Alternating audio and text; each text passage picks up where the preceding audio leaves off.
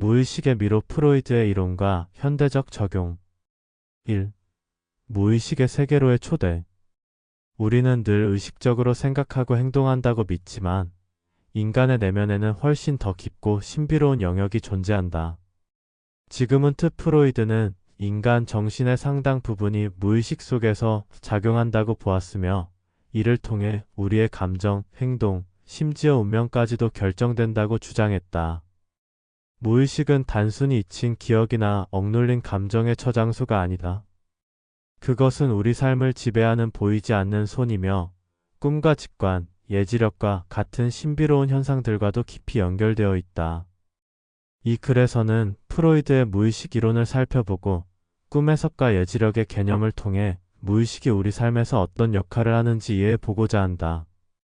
또한 현대인의 삶 속에서 무의식을 활용하는 방법과 우리가 이를 통해 어떻게 성장할 수 있는지에 대해 고찰할 것이다. 프로이드의 무의식 이론. 지그문트 프로이드는 인간의 정신을 크게 세 가지로 나누었다. 의식 컨셔스너스, 우리가 인식하고 있는 생각과 감정. 전의식 PRECONSCIOUSNESS, 의식과 무의식 사이에 있는 영역으로 필요할 때 떠올릴 수 있는 기억이나 감정. 무의식 언컨셔스니스, 억눌린 감정과 기억, 욕망이 자리하는 영역. 프로이드는 우리가 잊고 있다고 생각하는 것들, 혹은 의도적으로 회피한 감정과 기억이 무의식 속에서 활동하며 우리의 삶에 영향을 미친다고 보았다. 이를테면 어린 시절의 트라우마나 억눌린 욕망이 무의식에 갇혀 있다가 꿈 말실수 혹은 특정한 행동 패턴을 통해 표출된다는 것이다. 무의식은 때로 우리의 감정을 조종하고 관계를 형성하며 심지어 예측하지 못한 방식으로 우리의 운명을 바꿔놓는다. 그렇다면 우리는 어떻게 무의식을 이해하고 활용할 수 있을까? 3. 무의식의 역할과 사례. 무의식이 어떻게 작동하는지 이해하기 위해 몇 가지 대표적인 사례를 살펴보자. 1. 말실수 프루디언 슬립. 우리가 무심코 내뱉은 말이 사실은 내면의 진실을 드러낸 적이 있는가? 예를 들어 연인과의 관계가 불안한 사람이 나는 너를 사랑해라고 말해야 할 순간에 나는 너를 떠나고 싶어라고 말해버린다면 이는 무의식 속에 숨겨진 감정이 표출된 것이다. 이 반복 강박 레퍼티션 컴펄션. 어떤 사람들은 비슷한 유형의 인간관계를 반복적으로 맺는다.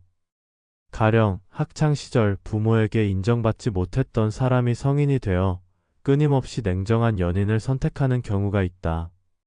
이는 무의식 속에 남아있는 트라우마가 반복적으로 특정한 상황을 재현하도록 만드는 것이다. 3. 창의성과 직관. 많은 예술가와 과학자들은 영감을 얻는 과정에서 무의식의 힘을 경험한다고 한다. 알베르트 아인슈타인은 상대성 이론을 구상할 때 빛을 타고 가는 꿈을 꾸었고 이는 그의 연구에 중요한 단서를 제공했다. 이처럼 무의식은 우리가 의식적으로 통제할 수 없는 방식으로 작동하며 때때로 우리의 삶을 근본적으로 변화시키는 역할을 한다. 4. 꿈 해석과 예지력. 1. 꿈과 무의식. 프로이드는 꿈을 무의식으로 가는 왕도라고 표현했다. 그는 꿈이 단순한 환상이 아니라 억눌린 욕망과 감정이 상징적인 형태로 드러나는 것이라고 주장했다. 예를 들어 뱀에 쫓기는 꿈을 꾸는 사람이 있다면 이는 내면 깊숙이 자리한 두려움이나 성적인 억압을 상징할 수 있다. 꿈을 해석하는 방법에는 여러 가지가 있지만 가장 중요한 것은 꿈을 단순히 표면적으로 해석하지 말고 그 속에 숨겨진 의미를 찾는 것이다. 이 예지력과 직관. 무의식은 때때로 미래를 암시하는 역할을 하기도 한다.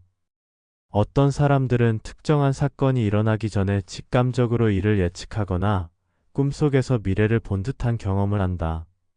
이를 예지몽이라고 부르는데 과학적으로 완전히 증명된 현상은 아니지만 수많은 사람들이 이러한 경험을 보고하고 있다. 예를 들어 한 여성이 교통사고를 당하는 꿈을 꾼 뒤 며칠 후 실제로 비슷한 사고를 피한 사례가 있다.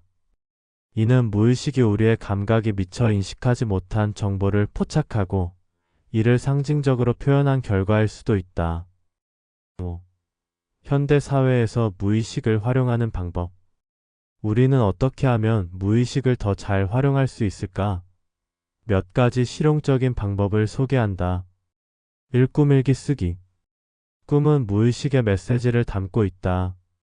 아침에 일어나자마자 꿈을 기록하고 반복적으로 등장하는 상징을 분석하면 내면의 감정을 이해하는 데 도움이 된다.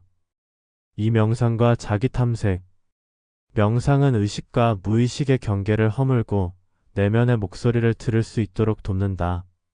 하루에 10분이라도 조용히 눈을 감고 자신에게 집중하는 시간을 가지면 무의식이 보내는 신호를 더 잘 감지할 수 있다. 3. 자유연상 기법. 프로이드가 사용한 기법 중 하나로 특정한 단어나 이미지에서 자유롭게 떠오르는 생각을 적어 내려가면서 무의식의 흐름을 탐색하는 방법이다. 이를 통해 자신의 내면에 숨겨진 감정과 욕망을 발견할 수 있다. 4. 예술과 창작 활동. 그림을 그리거나 글을 쓰는 것은 무의식을 표현하는 훌륭한 도구다. 의식적으로 의미를 부여하지 않고 손이 가는 대로 색을 칠하거나 떠오르는 단어들을 적어보면 무의식이 자연스럽게 표출된다. 6. 무의식을 통해 삶을 이해하다. 프로이드가 밝힌 무의식의 세계는 단순한 이론이 아니다. 그것은 우리 삶의 근본적인 부분이며 우리의 감정, 행동, 관계, 운명까지도 좌우할 수 있는 강력한 힘이다. 우리는 무의식을 억누르기보다 이해하고 활용할 때 더 깊이 있는 삶을 살 수 있다. 현대 사회에서 우리는 논리와 이성에 의존하는 경우가 많지만 때로는 직관과 감정을 존중하는 것이 더 나은 선택이 될 수 있다. 꿈, 예지력, 직관을 통해 무의식을 탐색하고 그것을 우리의 삶에 적용하는 것은 새로운 가능성을 여는 길이 될 것이다. 결국 무의식이란 우리 안에 숨겨진 또 다른 나 자신이며 그것을 이해하는 것은 곧 나 자신을 온전히 이해하는 과정이다.